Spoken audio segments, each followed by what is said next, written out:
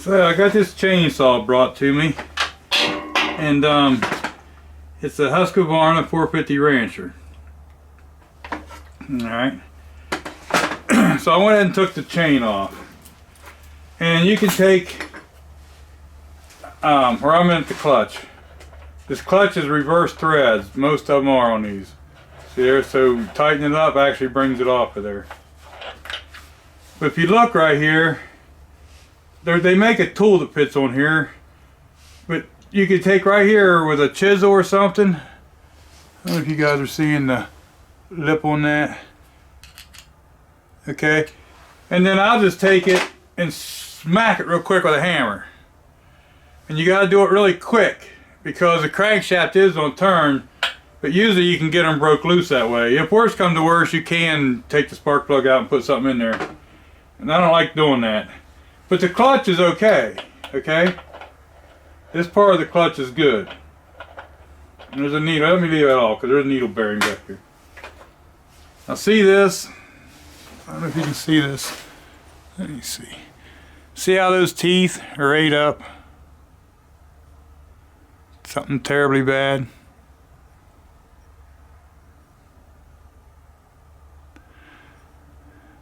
I first looked at that like this, and here missing the hole. I got looking at that, I thought, huh. So I started doing some investigating. Alright, here's the bar that come off of here. Now these bars, I don't know if you'll be able to see it, but right here, it'll tell you the information on that bar. Okay, I cleaned it off. I don't know if you can see it or not, but it tells it's a 3/8. Actually, it tells that I got it upside down, doesn't it? But it's a 3/8 pitch bar, 50 gauge, alright? And then it tells the part number of it and all, and it tells the length. That's important, alright? I get looking this saw up. I mean, it's not supposed to have a 3/8 pitch chain on it. And it's supposed to be 50 thousandths, yeah. But here's what I get for chains, okay? And I don't even know how that worked, but this chain was with the saw, and I don't know if it's just because it's beat, but it does fit in the groove. Alright, which this is a 58.058 gauge chain. You got my handy dandy thingy bob here. You can wear these out, so am I still recording? I had some funny camera stuff just happen. But you probably can't see it, but there's 0.063, 0.058, 0.050, and 0.043 gauge, okay? Maybe I said them backwards. Anyway, that's the only problem with these. They're a little harder to read. These slots right here, the thing you do is you take this gauge, and these are what's called your drives, okay? These little dogs right here. You put this on there, and see, it'll go in the 60s. It'll go into the 58, alright? But when I come over to the next one, which I could tell is already thicker, see, it won't go. I could force it, but it won't go in the 50. So that means this is a 58 gauge chain, a 50 gauge bar. Now, here is a chain, runs the same as my steel. You gotta get them out of there. Can you see this? Let me see if I can get you. You can see more of this. When them's looped up like that, if you just take them and go, it comes right out. See, look here, I'll show you how it happens. See there? So if you get it up there and look at it and hold it, you're thinking, man, how did I get that out of there? But all you gotta do is just pick the loop up. Gets a little more complicated when you get 3 or 4 of them. But this is the size chain that should be on this bar. Alright? And it does fit in there.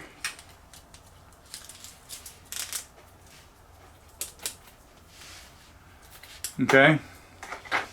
Now I got the chain all... But it does fit in there. Feels okay. I'm not sure how that one fits in there. Now pitch. The gauge is not what did this to the sprocket. Alright, it's the pitch. And that means the spacing on these clogs are different on some than others. If you want to get the spacing or the pitch of a chain, it's between 3 links, okay? You skip one, you got to measure it from here to here. Now that's where that little handy dandy gauge makes life easy when you know where it's at. Okay, which one of you? If you look on this thing here, I know you probably ain't gonna be able to see it much, but I can't even hardly see it. This one says 3/8 right here. So see this hole and this hole here? You would take and put that up there and see 2 rivets line up in that hole. So that means it's 3/8 pitch. Okay? Now when you look this saw up, it is supposed to have a 0.325 pitch chain. Alright? Well, they had one in the bag with it. It came, they sent one with the saw. So up here's a 3/8 and down here it says 0.325 in between these two. So that's the gauge we're going to use.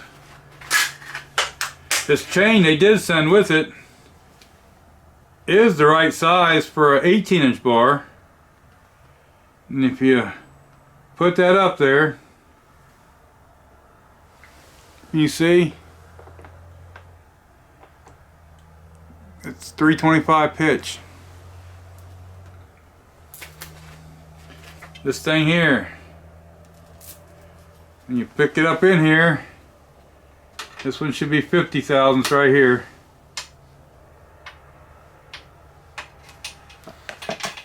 So 325 pitch chain, see there, that goes up to the 50 thousandths hole. You know, it's going to be just a wee little bit snug, but it's not going to be where you got to force it and tear the plastic up. Okay. I think they call it 1.3 I seen on the back of this. So there's the one they sent me. Okay, with the saw too. And this chain will fit. But what I did, I ordered some stuff. And I ordered an up forest. Okay, because this was $39 off the Amazons. And I thought, I'm going to just check it out and see. Now see here, this is a KO95 mount. Alright? But that's only the pattern of the slot, the bar, and the holes and all. Because both of these, see right there, both of these bars are the same mount. And like I say, this one right here says 50 thousandths, 3/8 pitch, 20 inch.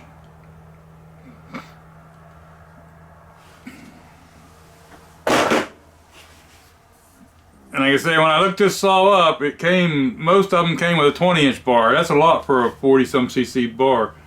If you look at this one, I hope you can see right here. It says 18-inch bar, 50 thousandths, 325 pitch, 72 drive links. Alright? Drive links, that's how many of these there is. So hopefully,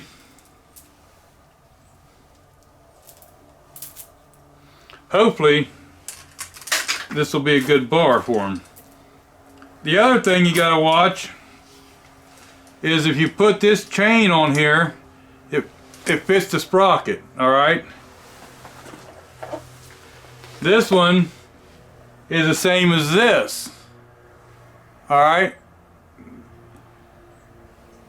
You gotta have a 50 or a 3/8 pitch chain to run on this sprocket so it fits in the holes in the chain right.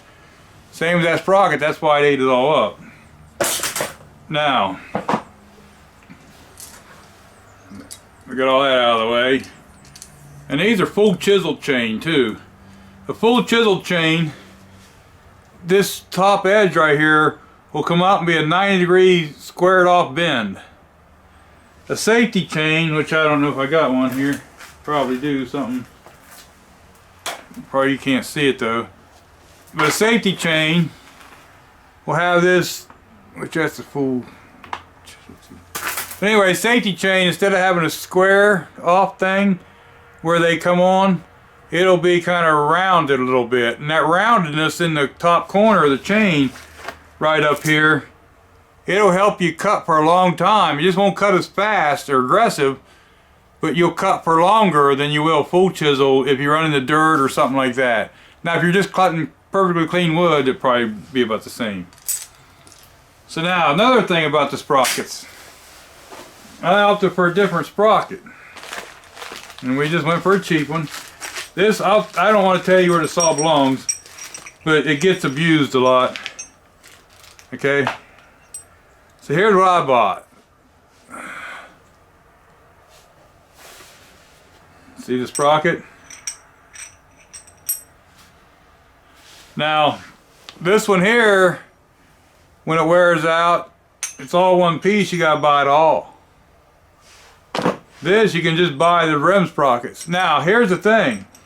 This rim sprocket, right on front, says 325 and 7 tooth. Alright? Now, that means this will fit the new bar and chain because they're 325 pitch. But say I wanted to go ahead and switch now to this bar, the 3/8 drive bar or 3/8 pitch bar. If I buy another rim sprocket, I can put that rim sprocket on here, mount this bar on the saw with the proper chain, and I can run a 3/8 pitch chain. I don't think this saw would handle a 3/8 pitch 20-inch bar very well. Even my steel chainsaws, I do this. I like the rim sprockets. Now the advantage of a steel is you just got a washer and a clip you can take off. You can pop this off, pop a new one on easy. With the steel, they make you spin the clutch off of it and stuff. Now here brings me to another point. I got one layer laying for a steel too. I should have brought the aftermarket one for a steel out. Aftermarket clutch bearings, are they any good?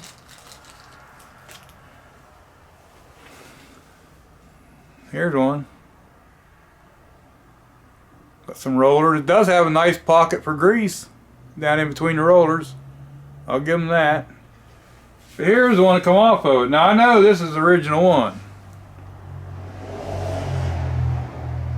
But if you get looking, just say you match that bearing up and then you start spinning these around, you'll find out that there's more of them rollers on the Husqvarna stock one than there is these aftermarket ones.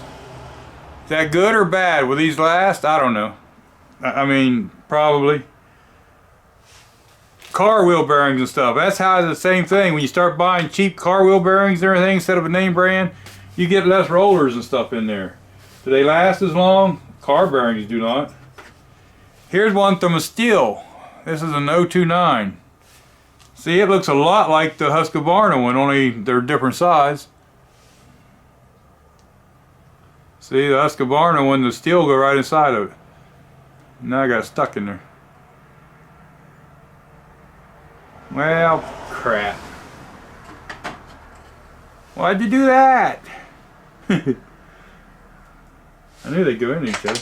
But okay, now I use, a lot of times, where are you at? A lot of times I'll use lithium grease on these, but I'm out of it. But if you look at both of these, they have a lot of needle bearings. Okay, the factory ones. Both of them I got aftermarket, and all of them I've ever had. Seems like they skimp you on some bearings. So, you know, for that fact, I'm putting the old one back in here. Alright? We're going to use the old one. When you grease these, you got to work the grease in them. Okay, you got, just like you're going to do a car bearing or something. Why do I keep doing that? Why am I... Oh, I know why. Because my... There, I can get her now. Because what happened was my screen, I had it tilted back so I could see if I was in the view, and it flipped the picture upside down, and I wasn't getting that, and I was trying to move, and anyway, it'll be better from now, I guess. Anyway, I'm going to grease this old one up and use it. So, I got that bearing greased up and I put it on there. You want grease on that bearing, but don't put so much on there.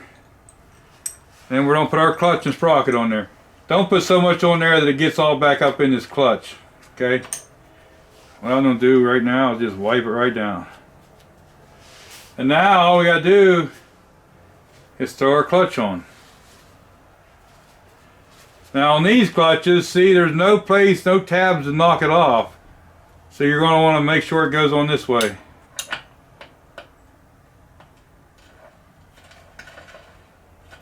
How tight do I put it?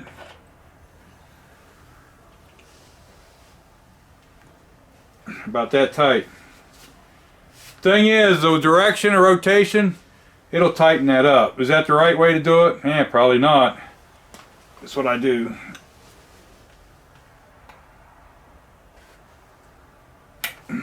But anyway, get that pushed back over, or push it over there. So there we are, the clutch is on. And like I say, to get that off, I just put a hammer on there and I just swing it real quick. It's the speed that takes it off. Alright? So now we can just, we can throw this on there. And yes, I did start the saw up, make sure it oiled. You want to make sure she oils for yourself. Now here's the thing about these saws. I like my steel saws for this purpose.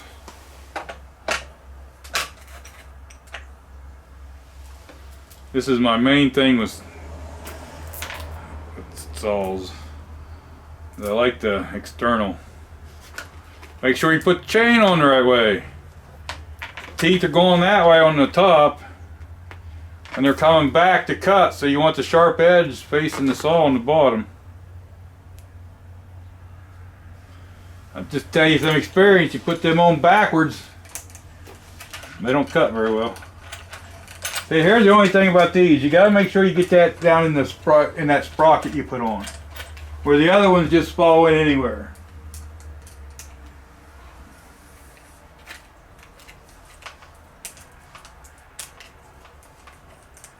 I'll try to give you a picture here in a second.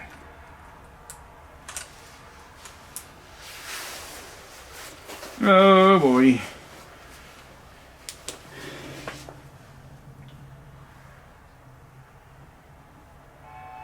Looks like I'm in this sprocket.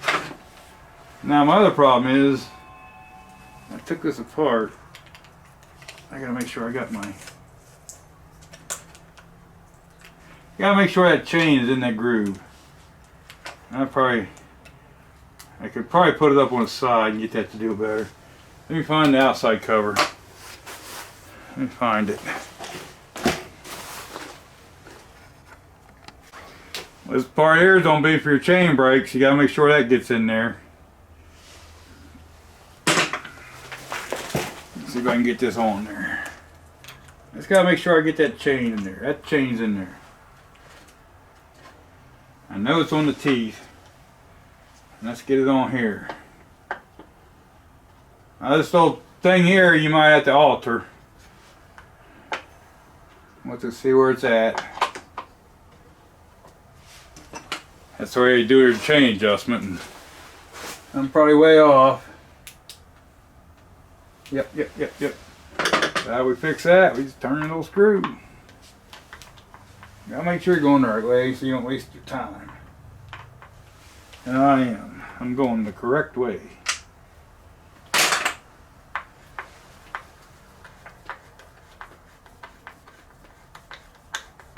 Do.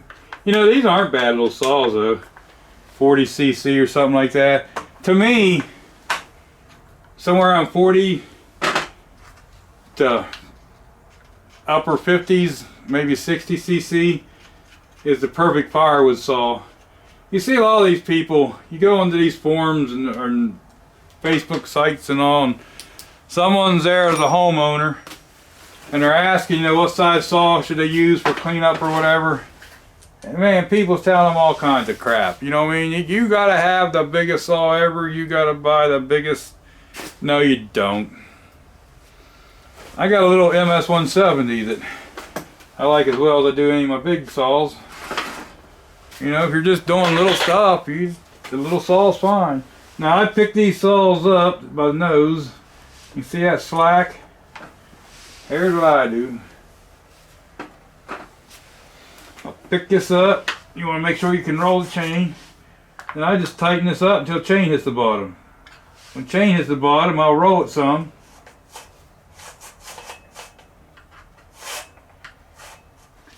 Make sure I don't got no slack. And then I'll hold that nose of the bar up. And I'll tighten her up.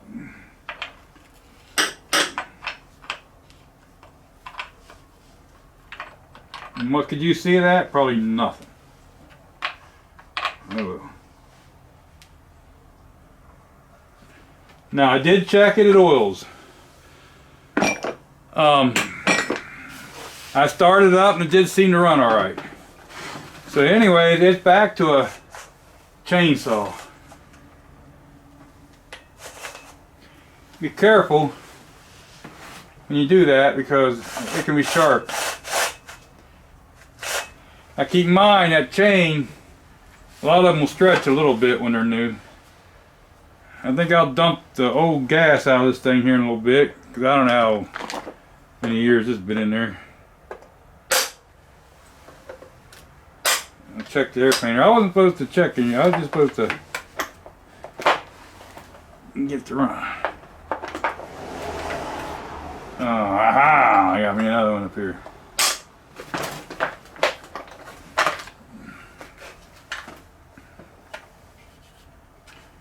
It's not too bad. So that 18-inch bar fits on there pretty good. I think this saw is going to handle this 18-inch bar a lot better than it would a 20, in my opinion. You know, I'm just been cutting firewood for 45, 50 years. I am no lumberjack or nothing. So when you start getting into needing your saw daily for your job, is a whole different ball game than firewood. You know, firewood, you get a lot of experience and a lot of stuff going on, but you're not a logger by no means. But anyway, with all that being said, I thought that was a pretty good deal. You get that bar, all right, and you get 3 chains for $39. Our local place wanted $50-some for the bar. And you know, normally I would say, yeah, go ahead and buy the stock, you know, stuff. Don't buy the aftermarket stuff. But this saw doesn't have that many hours actually on it. And, you know, I feel that it's just gonna, the abuse it'll take will put any bar and chain out before it's time to actually wear out, if that makes any sense. So anyway, it's raining like mad outside right now, so one day soon I'll start this up and we'll cut a little bit of wood and just see how. I looked with a microscope at these cutter teeth, and boy, they look really terrible where they sharpen them if you look at them that close. Just raking your fingers over them now, touching it, it feels pretty sharp. forget what the $20 or something for the clutch. And like I say, now instead of having this problem, having to buy a clutch, they can just buy one, you know, the little rim sprocket. So just make sure when you go to buy a bar and a chain, heck, I got her upside down that side. I don't care. I flip the bar every time I take a chain off and on anyway. What, 60 bucks, 70 bucks, you're back to running if you happen to. Pay attention. Your bar will tell you all you need to know. Sometimes they get worn off. Alright? If you buy a new saw or something like that, take a picture of it. Keep your picture. You'll know. Take a magic marker. You know, here, I just tell you what. We'll do it this way. We'll put on here 20-inch 3/8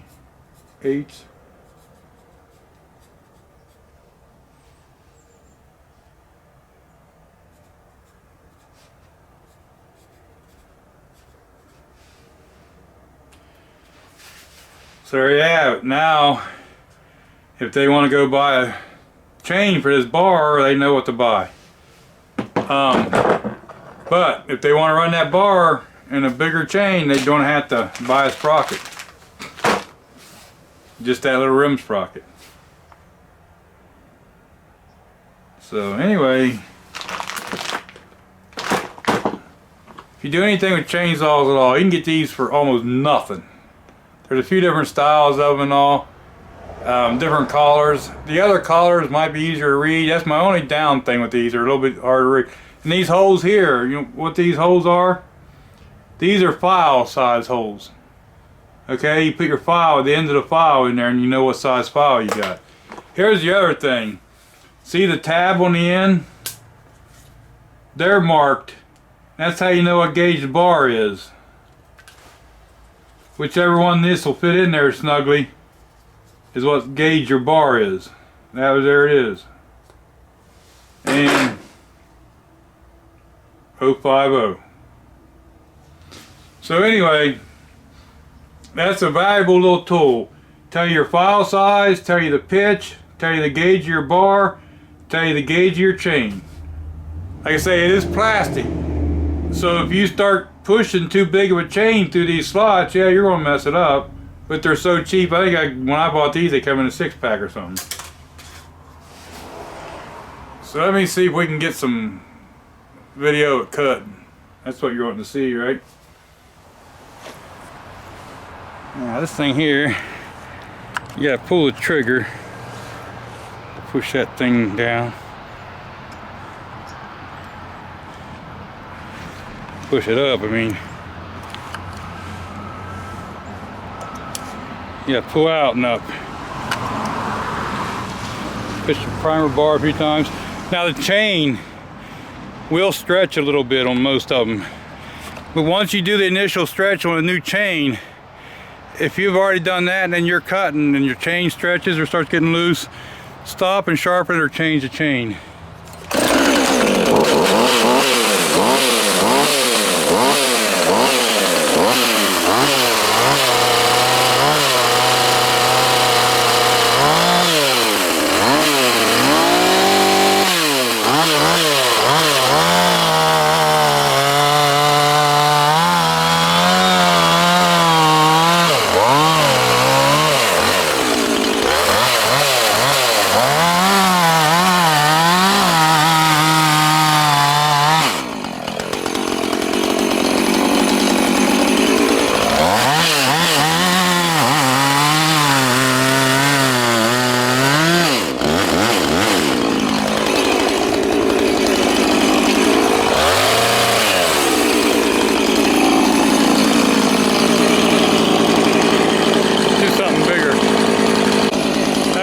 Probably won't cut all the way through it.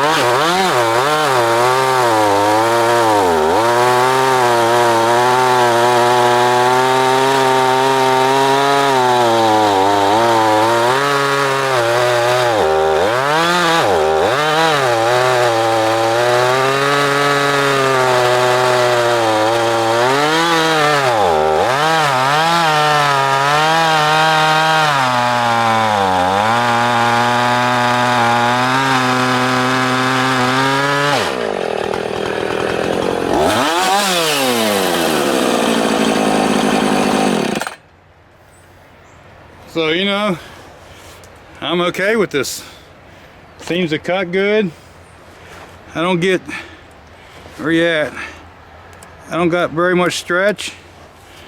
Happy. That little saw runs pretty good, don't it, for just a little 40 something cc. Alright, I gotta get my camera out of the ring.